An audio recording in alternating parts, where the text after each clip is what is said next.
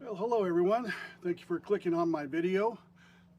My name is Ken, the other half of Ken and Thea's Outdoor Adventures. I'm a seasoned backpacker of over 60 years, including backpacking and through hiking. In the 7 years since I started this channel, I've uploaded hundreds of videos and hiked thousands of miles. And I realized that in all that time, I've never done a gear video. So since Thea and I just returned from a section hike on the PCT, my pack is still here, fully loaded. I thought I'd go ahead and unload it right here in front of the camera and show you what I carried on my trip. But before we dig into what's in my pack, let's take a look at what I typically wear during hiking. So stand up, hopefully I'm still in the picture.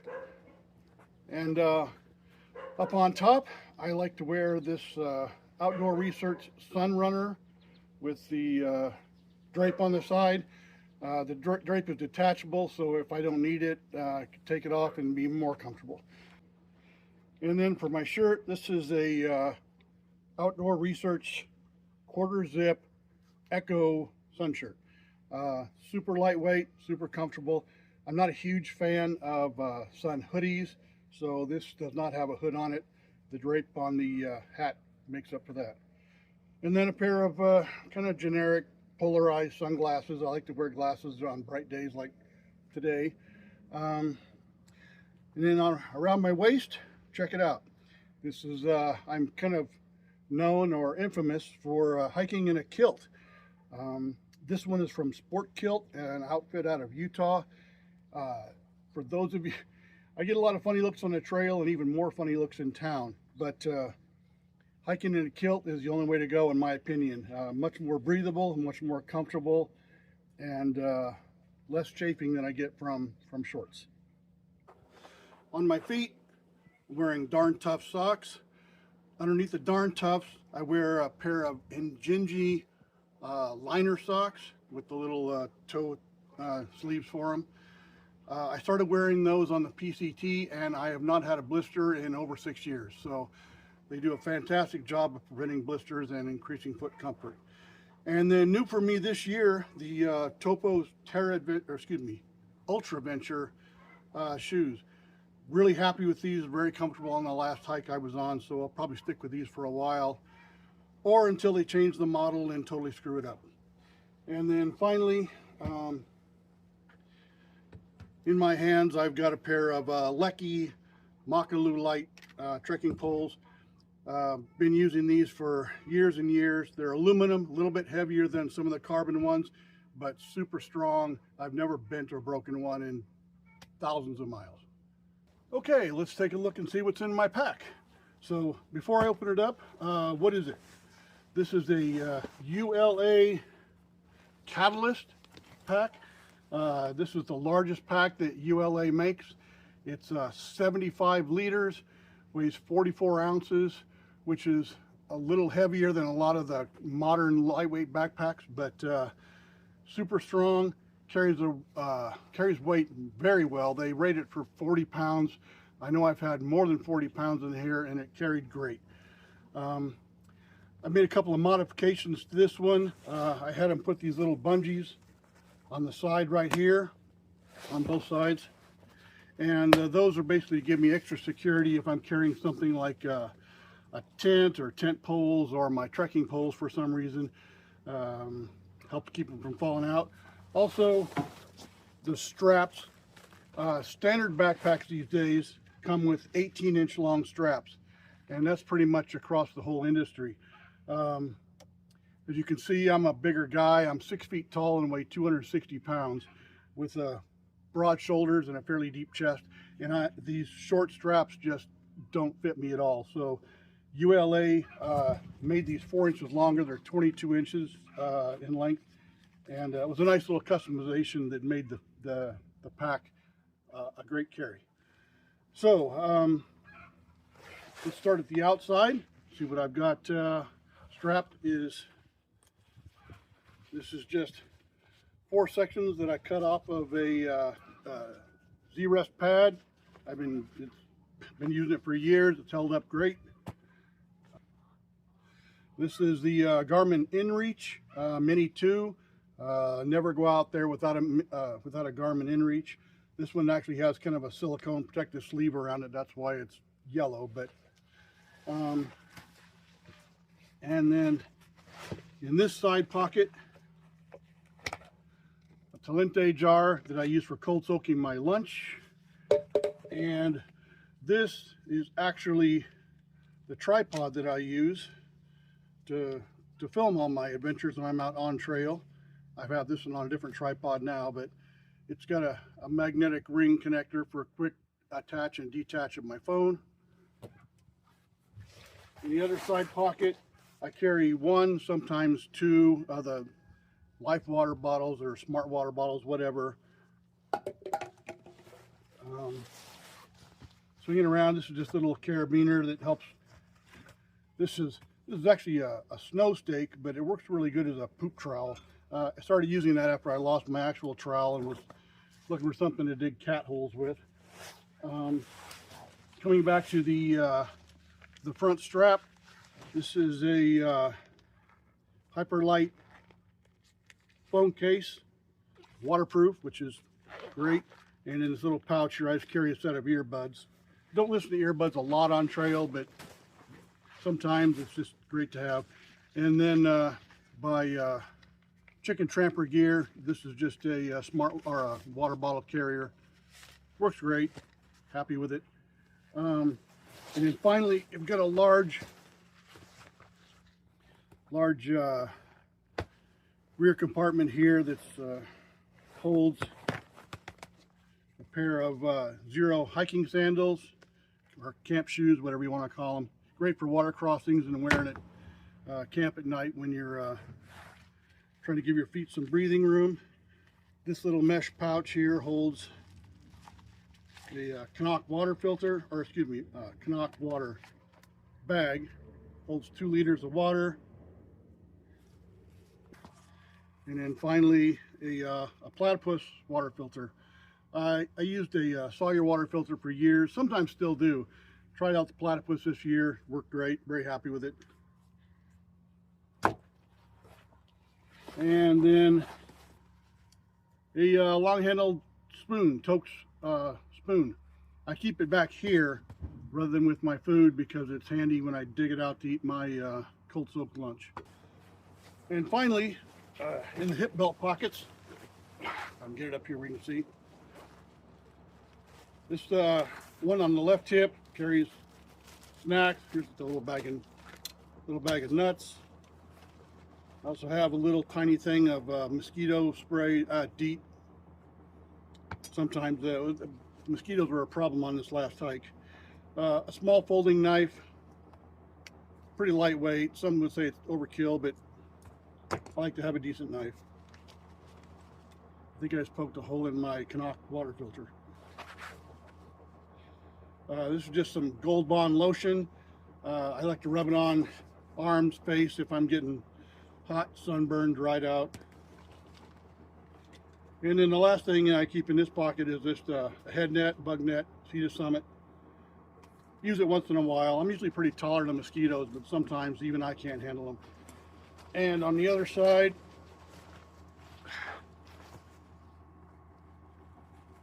right-hand pocket, this is my the Call of Nature kit.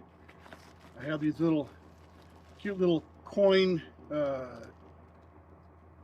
wipes, I guess. You drop some water on them, they inflate up to like a napkin size, and they do a pretty good job of cleaning up your business, but they're ultra lightweight and compact. And then a little container. This has Dr. Bronner's soap for cleaning up after you do your business. And also some Purell alcohol sanitizer for just to be thorough.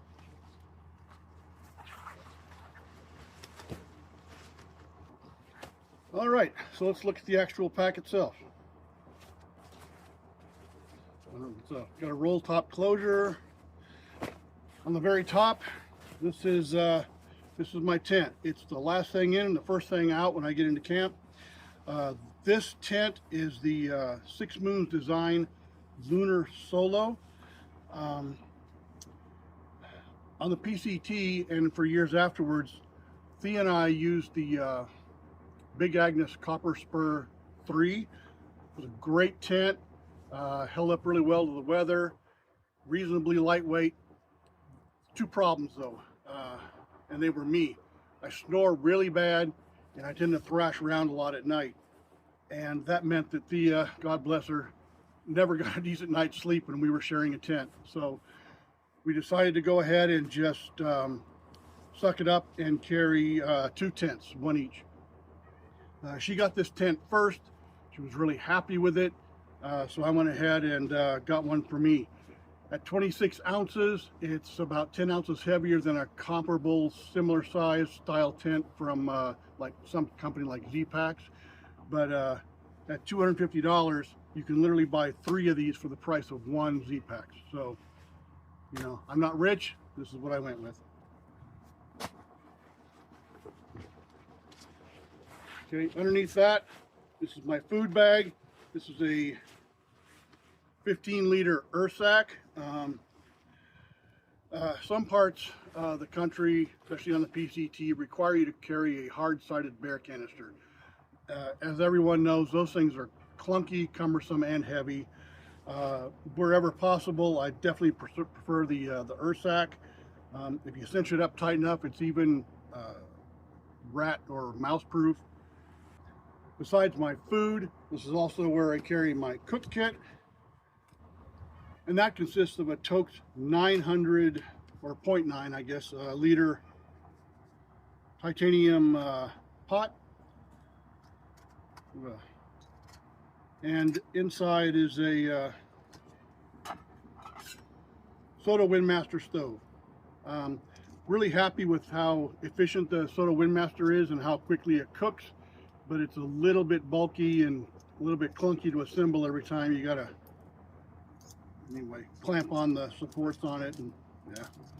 It's a great stove. I'm not sure I'm gonna stick with it. And then of course, just a little fuel canister. Okay, and underneath my food bag, next thing in there is a clothing bag. So let's pull it out real quick. I know some people think that carrying a lot of bags is extra weight and kind of clunky, but I really like everything kind of compartmentalized where I can find it in a hurry instead of having to rifle through my whole pack looking for some particular item. So first thing here, this is the Kuiu Peloton 97 fleece. It's extremely lightweight, pretty thin, but it keeps me pretty warm. You'd be surprised.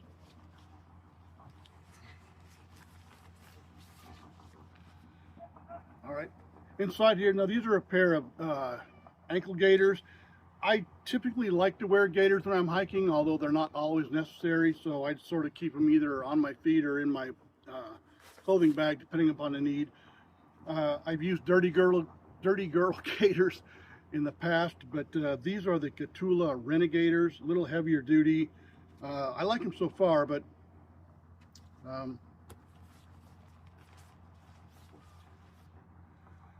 these are just a pair of lightweight, ultra lightweight nylon running shorts. They come in handy, especially during town. I don't necessarily want to be walking all around town wearing my kilt. I get enough weird looks on the trail without having to go walking through town wearing a kilt. But also handy if I'm somewhere where I want to go swimming and it's not necessarily appropriate to go au natural. Spare pair of Injinji liner socks. Spare pair of darn tough heavy hiking socks. I only carry 2 pair of socks and 2 pair of liners. Spare pair of underwear, just generic boxer briefs. Sun gloves, which I, depending upon how hot it is and where I'm hiking, I either do or don't wear them, but these are outdoor research fingerless sun gloves. And the last thing in here is a neoprene knee brace. If you look back at our videos of previous hikes, it seems like at one time or the other, either Thea or I are wearing a knee brace. You just get out there, your knees get sore, you twist it, So it's kind of nice to have one of these handy if you get hurt on trail. All right, underneath that, I'm not going to take this out, but I'll tell you what it is. This is an Outdoor Research helium rain jacket. It's very lightweight. I don't know the exact, I think it's like 6 ounces, if I'm not sure, 6 or 7 ounces. Does a pretty good job as a rain jacket. I wore it in some pretty heavy rain and it's kept me dry. The problem with it is that it doesn't breathe at all and it has no built-in ventilation. So it's really not appropriate to wear, I mean, unless it's just dumping cats and dogs. So a lot of times, instead of using the rain jacket, some of you guys are going to be rolling your eyes right now, but I prefer to carry an ultra lightweight windbreaker. This is the windbreaker by REI, weighs 3 ounces. It has some water resistance, so I can wear it in a light mist or a very light rain. But what I like best about it is stopping the wind from flowing through you and keeping you significantly warmer, especially when I'm only wearing a lightweight fleece. I actually wore it a number of times on this last trip, not for rain, or wind for that matter, but because the mosquitoes were freaking awful. And they did a good job of being a mosquito-proof barrier without causing the condensation or sweat that wearing the heavier rain jacket would have caused. And here, this is just a pair of lightweight Outdoor Research wind pants. You're noticing a theme here. I'm kind of a big fan of Outdoor Research products, but this is only really for cold or extremely windy conditions. Although, as I just said, I wore these several times on this last trip just to give me some relief from the mosquitoes. Underneath that, this is just a Ziploc bag that has kind of like it's like my hygiene kit. I have my toothbrush, my toothpaste, some Body Glide, some extra electrolytes, and I have vitamins and minerals that I take every day as a supplement, so they're in here as well. Okay, there's another situation where some of you are probably going to be rolling your eyes, but this is a bag that I carry my electronics in. I tend to do a lot of filming, well, obviously, so use I need more electronics than the average person. Right here, this is just a 10,000 milliamp hour Anchor battery power pack.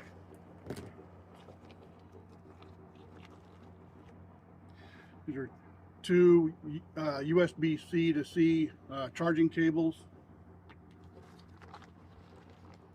a 3-port Anchor wall plug. Thing's pretty small but surprisingly heavy. Has two USB-C ports and 1 USB-A. I think it's 64 amp hour or something, 64 watts. 65 watts, I don't know. Anyway, it's supposed to be super fast charging, so. I carry an extra set of earbuds in case my other ones crap out on me. And the last thing in here, well, okay, not the last thing. I carry some flash drives, and that's basically so as I'm videoing, if my camera gets filled up, or if I want to back up my material, or back up my videos, I should say, in case I drop my phone in the river, I don't lose all my footage. So I've got it backed up here on flash drives. All right, the next little pouch I have, a first aid pouch. I'm not going to open it up to show you what I carry in it, but we carry more first aid than a lot of people think is necessary. Thea and I are both older hikers. We have more aches and pains and complaints than a lot of you young kids do. And Thea, being a nurse, tends to lean towards overkill when it comes to carrying medical equipment. So it's nice. One of those situations where better to have it and not need it than need it and not have it. And the last little pouch, this is actually really lightweight, but this is just repair gear. In here I've got a little ink pen with some sewing needles. This is a little roll of Leuco tape, little tiny roll here of duct tape, narrow duct tape or Gorilla Tape, I guess it is. I carry a few of these little Fastex buckles in case somebody breaks the buckle on their waistband or their shoulder strap. Never had to use them, but my fear is that if you broke a waist belt buckle when you were 50 miles back in the boondocks, it would be a pain in the ass. So, oh, and some like patch kit for getting holes in your air mattress, or if you get a hole in your puffy or something like that, need to patch it up, keep the feathers from going everywhere. That's basically it in there. And we're getting down towards the bottom now, finally. What's this? Another bag. Oh my God. This actually is, this bag just has my sleep stuff in it. I keep my sleeping stuff separate from my clothing bag just so everything doesn't get all jumbled together, and it makes it easier to find. On the top, this is the Nightcore NU27 headlamp. Depending on time of the year, I'll carry it. Sometimes I'll carry this in my waist belt pocket if I think I'm going to need it. But this time of the year, it's light till like after 9 o'clock at night, and by then I'm already in camp, getting ready to go to bed, so I don't necessarily need to carry it where it's really accessible. So this is also where I carry my my base layer. My sleeping clothes double as a base layer if needed. So I do like to sleep in a base layer at night. Keeps me a little bit warmer. It also keeps my sticky arms and legs from making me uncomfortable. It's hard to sleep when I'm all sticky. So this is just literally a generic pair of black leggings. I got it at Walmart for, I don't know, 10 bucks. They're warm. For my upper base layer, I went a little bit fancier. This is a Patagonia Capilene shirt. It's very lightweight, but also extremely warm.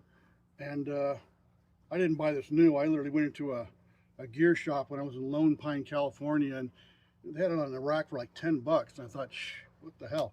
Went in and bought it. I loved it. Great. And then if I get cold at night, I find that this makes a huge difference. It's just a fleece balaclava. And I don't wear it all the time, but on cold nights, having your head covered up makes a huge difference. I don't wear sleep socks typically. In fact, I tend to be a pretty warm person overall, both during the day and at night. So this combination, along with my quilt, is almost always more than enough to keep me warm down into the 20s. And the last thing here is Sea to Summit Aeros Pillow Premium Deluxe. This is a big pillow, but I've got a big head and it's comfortable.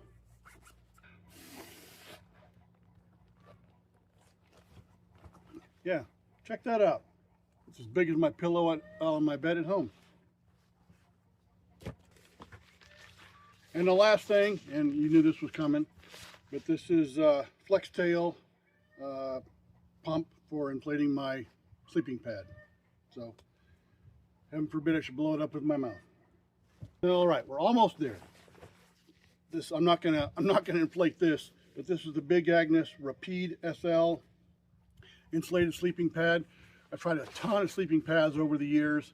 Some have worked out better than others, but I got this one about 2 years ago, and it is, although it's heavy, I think at, oh God, 23 ounces, quite a bit heavier than some of the competition, but very comfortable.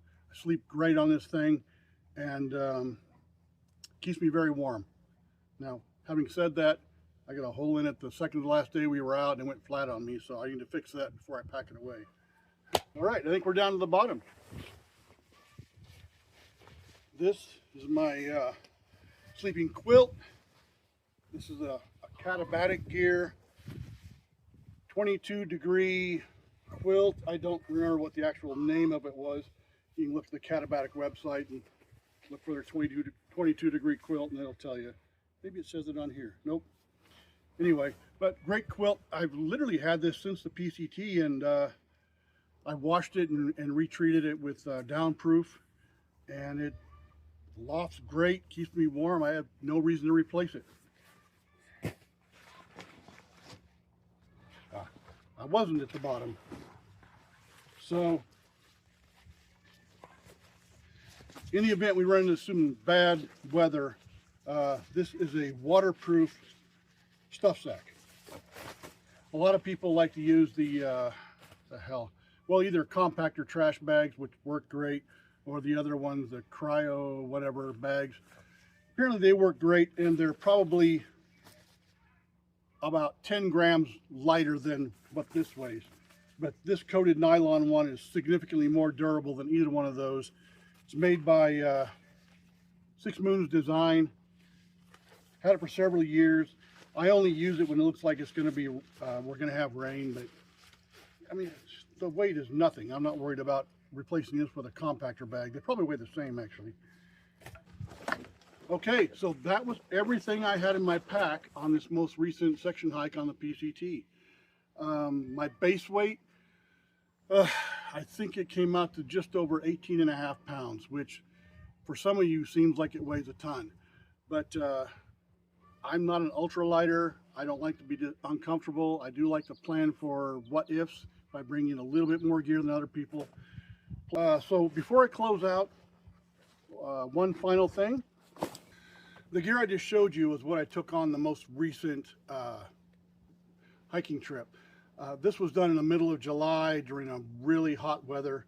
But there is other gear that I carry during the shoulder season, spring and fall, or sometimes in the middle of summer, depending on where we're going. So a lot of times I will have a sun umbrella, this one by 6 Moons Design, and this thing worked great. I used a sun umbrella on the PCT during the desert section, and wow, what a big difference that made. I couldn't imagine hiking the PCT desert without some kind of portable shade. If we're hiking somewhere where it's going to be cold, what you did not see in this pack that I just showed you was a puffy. And so when I do carry a puffy, this is one by First Light. I mean, it's just a puffy jacket, weighs about 14 ounces, which may seem heavy to some people, but bear in mind, this is a double XL size. Thea's size medium puffy weighs like 6 ounces lighter than mine just because it's less fabric.